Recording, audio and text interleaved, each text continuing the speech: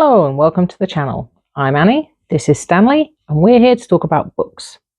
And this is going to be my take on the very popular booktube format of the Unhaul project. And I have to credit G over on Book Roast for inspiring the title, because in her shelf help series, she puts her books she's going to unhaul on the Yeet pile. And that was what gave me the idea for the name. And basically, I have created a subset of my physical and ebook TBR of 25 books, which I think I'm probably never going to pick up if I have other options, but I still want to give them a try and see whether I like them. So I've created a spinner wheel of all of these less appealing titles from my TBR.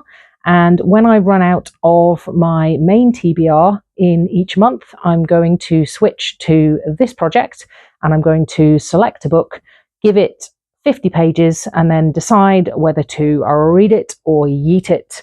And that's how it's going to work. And I'm going to keep doing that until I run out of days in the month and then move on to my next TBR. So welcome to Read It or Yeet It.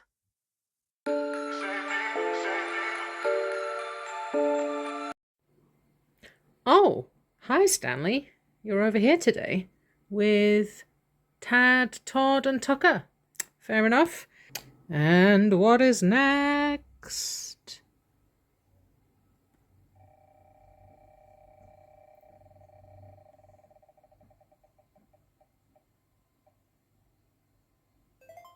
Oh, okay. So, Mutual Interest by Olivia Wolfgang Smith is set at the turn of the 20th century, and it's about a woman and two men who set up a personal care products company and build an empire in that arena. And I believe also the two men have a relationship, and it's also possible that the woman is involved in that as well. So the reason that this book is even on my TBR is because I'm hoping that it fulfills the polyamory prompt for Herkyed 2.0, hardest reading challenge you'll ever do. But looking at the synopsis online, just to prepare myself to talk about it now, I'm not sure that that's necessarily true, so we'll see how that goes. And the reason that it's on the Read It or Yeet It spinner wheel is partly because I have an ebook version and I'm not that fond of reading ebooks, so I don't tend to remember that they're there or pick them to read over and above my physical or audio books. So yeah, and also because I haven't encountered that many depictions of polyamory, hoping that that is in the book for the challenge. And the ones that I have encountered in recent years, they are getting more frequent, but they're very much in the kind of area of let's make fun of this or present it in a weird or not great light. So I am looking for more representations of polyamory in books and other media. So I'm hoping that if indeed this is one, that it'll be a good one, but I really don't know. And that's an incredibly rambly way of saying what this book is and why I am reading it. So I guess I will go and get started and come back to report when I have read 50 or so pages. So I am back after reading 50 pages or so of Mutual Interest by Olivia Wolfgang Smith. And, I don't know, it's trying too hard to be a 19th century novel, despite the fact that it's set at the turn of the 20th century. The authorial voice is very strong and is kind of commentating on the story a la Anthony Trollope. And is kind of successful in doing that, but it's also making it a bit remote because we're not getting really into the thoughts of the characters, so I don't feel as if I'm really connected to any of them. There are three. There is Vivian, there is Oscar, and there is Squire, and they all have introductory sections. Vivian's is the longest and the most direct action. The other two are almost entirely summary. And they are having difficulties with their lives and their attitudes to things and their parents in turn of the century America.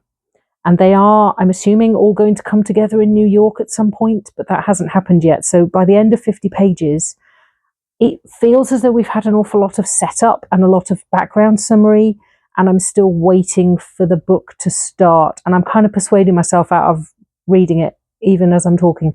But I had decided before switching the camera on that I was going to carry on at least for now, because I'm hoping that if we ever actually get any direct action and proper interaction between these characters, it might get interesting. But that remains to be seen. So we're not eating it yet, Stanley. But I'm a bit on the fence with this one. But I'll carry on with it for a bit and see how it goes. So I have finished Mutual Accord by Olivia Wolfgang Smith. And in the end, I was really glad that I carried on with it. If I was giving developmental feedback to the author on this at an earlier stage pre-publication, I would have said ditch the first 60 pages, start with the event at the casino when all of the three protagonists meet, and just drip feed the background stories as you go along, because that would have been much more effective, much more dynamic, much more engaging. But once it got started and they were together, even though initially I didn't like any of them, I liked the way their relationships developed, and I enjoyed the sillier aspects of the story. I thought a lot of Vivian's machinations were very clever, even if she was pretty mean throughout most of the book. The relationship between Oscar and Squire was very sweet. But yeah, I had a bit of an issue with Oscar as well. He's kind of riddled with internalized homophobia, which was a bit of a shame. And a lot of his early sections had a lot of gay slurs in them, which was a bit unsettling. It was right for the time period and what he probably would have been thinking and the terms he would have been using, but it didn't make it enjoyable to read. But that just kind of disappeared as the story went on. I liked the development of the company that they build together. The halfway point time jump was a bit jarring, but I think it really picked up in the second half and went to some interesting places. I am still counting it as polyamory representation, even though Oscar and Vivian's relationship, their marriage wasn't a true marriage. They do all three live together, and I think the way they build their lives within the constraints of the time period was really interesting. It probably wasn't the polyamory rep I was looking for, but that's probably because of the 1900s setting. So I think I need to look for more modern set books for that. But yeah, overall, I wasn't wholly satisfied with the ending, but I am glad that I carried on. And yet again, Read It or Yeet It has encouraged me to read a book I might not have continued on with past the 50-page mark otherwise. Yeah, 3.5 stars. And another spin of doom. What's it gonna be?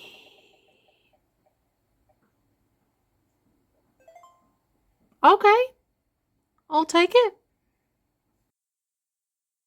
So In Limbo by Deb J.J. Lee is a YA graphic memoir about a Korean American young girl growing up different and dealing with all of the various aspects of young life, childhood, teenage years, and feeling out of place in the community that she goes to school in. It's been on my ebook selection for a very long time and I haven't got round to it yet.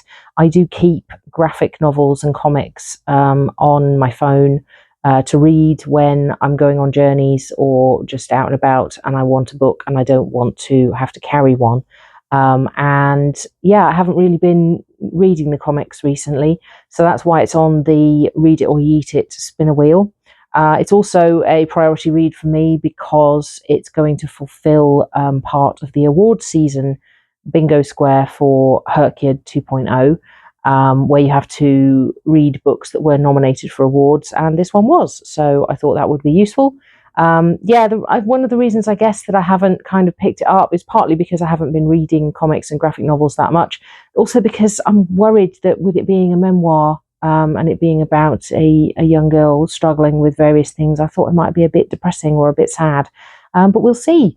I'm looking forward to it. I love the cover, at least, and I hear good things. It has been nominated for an award, so we'll see how it goes. I will give it a try and come back when I have read 50 or so pages to make a decision about whether to read it or yeet it. Had a bit of a stumbling block within Limbo to begin with because I couldn't zoom in on my phone on the e-reader app, which is a bit tricky for a graphic novel because the text was very small, and it wouldn't download at all onto Dave's actual e-reader because it said it wasn't compatible. So that was a bit unfortunate, but I did manage to just about figure it out, although I am still struggling a bit with the text being pretty small. But I am enjoying it so far. I actually got to page 64 because the page numbers were not listed on the screen that I was looking on, and it's graphic novel, so it was going by pretty fast. So I'm actually 20% of the way through, and I am going to carry on with it. I mean, it's not going to take that long to finish. It's interesting. It's a very effective portrayal of a girl starting high school in America, being from a Korean family, and with the teachers not knowing how to pronounce her name, and the kids kind of like giving her the side eye when the name thing comes up and nobody gets it right. And she's also got a lot of pressure from her mum about practicing the violin. And she's struggling with her identity a little bit in terms not only of her ethnicity, but also with what her identity is if she decides to give up the violin, since orchestra has been very important to her in middle school. It's not all doom and gloom, though, which is nice. She's got some good friends. Some of the teachers are very supportive. Her dad, when she's talking about giving up the violin, is like, well, you should find something that you enjoy and do that, while the mum's kind of grumbling in the background. So it's very realistic family portrayal. There are layers, and as I said, it's some good stuff, some not so good stuff. I'm interested to find out where it's going to go, so I am going to carry on for now. So I am back after finishing In Limbo by Deb J.J. Lee. And yeah, I largely enjoyed this. It felt a little bit jumbled, and she does actually make a reference to that in the author's note about jumbling up scenes. She originally had a draft that was much, much longer and more accurate, as she terms it. But for storytelling purposes, she kind of compressed things and left things out and moved things around a bit. And yeah, I guess that does also accurately reflect an adolescent's experience of the world or recollections of her life. It is a memoir, so it deals with a lot of deep and dark subjects from her early adolescence, and they did feel a little bit sometimes as if they came out of nowhere and things had been the case for a long time, but it hadn't been referenced until there was a sudden reveal, and it felt a little bit jarring. But it was very effective, and I'm glad I read it. It's pretty short, so it didn't take that long for me to finish. But yeah, it does feel a little bit weird to rate a memoir as if I'm kind of judging someone's life, but I'm not. I'm judging my experience of reading the graphic novel, and I think I will give this one 3.5 stars. Let's see what we get.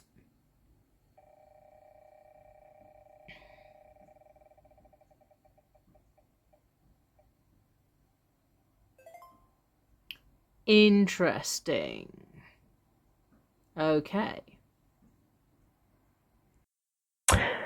Till the Last Beat of My Heart by Luangi Bou-Montez is a young adult novel about a boy named Jackson whose family runs a funeral home. And at one point early in the book, I assume, the body of another teenage boy called Christian is brought into the funeral home after his death, obviously. And Jackson knows this boy, and they used to be best friends, and Christian was Jackson's first crush. And in various turns of events that I don't know yet, he accidentally resurrects Christian, and then there's a whole big thing about them having to hide that and their relationship redeveloping. and Jackson having to figure out how to keep Christian alive. The reason that it's on the TBR is because I was hoping that it was going to fulfill the spooky creatures square of spirits on the Herkyard challenge, but looking at the synopsis, actually resurrecting him maybe fulfills the zombie square better. I don't know. And the reason that it's on the Read It or Yeet It spinner wheel is because I don't like ghost stories, and I picked it to fulfill the ghost square, and then now it looks like it might not. So not really necessarily doing that well on the Herkyard front. And I'm also having a completely electronic Read It or Yeet It episode this month because Till the Last Beat of My Heart is also an ebook in my collection. So yeah, it's all ebooks all the time this month on Read It or Yeet It. So I guess I will read the first 50 pages of this book and then come back to make a decision about carrying on or not. Okay, so I actually got to page 70 of Till the Last Beat of My Heart by Luangi Beaumontes for a very specific reason that I will come back to in a minute. It's about a boy whose mother runs a funeral home, and he accidentally resurrects a boy from his school who dies in a car accident. And the thing that really surprised me early on was that I assumed that, he'd accidentally resurrect this boy in the basement of the funeral home, and then they'd have to kind of hide him and not tell anybody what was going on, and the whole thing would be the two of them trying to work out what to do in secret. But no, he just tells everybody that the boy is now alive, and people kind of assume that it was some kind of miracle, or that the paramedics had made some terrible error and he just woke up in the funeral home. And his mum knows about it, and his aunt knows about it, and the boy's family all know about it. So that really surprised me and was quite interesting. But having said that, it just didn't really grab me. It's very much a YA romance, and I do struggle with that sometimes, and I didn't really connect with the main character. And the thing that really annoyed me, and why I ended up going to page 70, was that he the mum found out because the other boy was kind of wandering around in the basement. She's like, "Oh, someone's got into the house," and he's like, "Oh no, it's Christian." And she knew all about the necromancy powers that are apparently part of their family. And she kept saying for pages and pages and pages, "Oh, we'll talk about this later when I've got time." And I'm like, why is this not the most important thing in your life right this minute, to tell your teenage son that he has necromancy powers? And it just went on for ages with her keep saying, "Oh, yes, we'll get to that in a minute, darling." And I'm like, what on earth? And it was really annoying because it took until about page 70 for the explanation to begin. And that really annoyed me. And I have to admit, I was skimming by that point. And I don't think it's a bad book. It's not badly written. It's just not for me. So, Stanley, the time has come. I thought perhaps it wasn't going to be a yeet in this episode, but you get to yeet. And Dave, I would say, has actually allowed me, he is allowing me to allow Stanley to yeet his e-reader. And he was the one who suggested putting the cover on it so you can actually see the book. But we have a cushion ready. But as anybody who watched the last episode of Read It or Yeet It knows, Stanley's aim is not necessarily very reliable. So we're going to see how this goes. And hopefully the e-reader will survive. Come on, you've got to aim for the cushion. Are you gonna? Oh, okay. Eat the book. Oh no, didn't even let go. Okay, come on, try harder. Hey, it sort of didn't quite hit the cushion. Sorry, Dave. I'm sure it's fine. Anyway, so that's Till the Last Beat of My Heart, I think. And yes, I was correct. It does not, in fact, involve ghosts or spirits. So it was not going to fulfill the ghosts or spirits square for Herkyard 2.0 anyway. So I need to find a different book for that, regardless of me not having finished it. But that is the end of this episode of Read It or Yeet It. We had 2 successes and 1 Yeet. So we are on track for that being the case for every episode. I'm not rigging it, I promise. But I forgot to actually film any sections of me reading the books, which I normally do with a little bit of music over them. And if you have watched any of my other Read It or Yeet It episodes, let me know if that is something that you have missed in this episode, or if you actually skip over them anyway. Should I put them back in, or should I just not worry about it? Thank you very much for watching my video. Please like and subscribe if you have not already. And I will see you in another video very soon. Bye for now.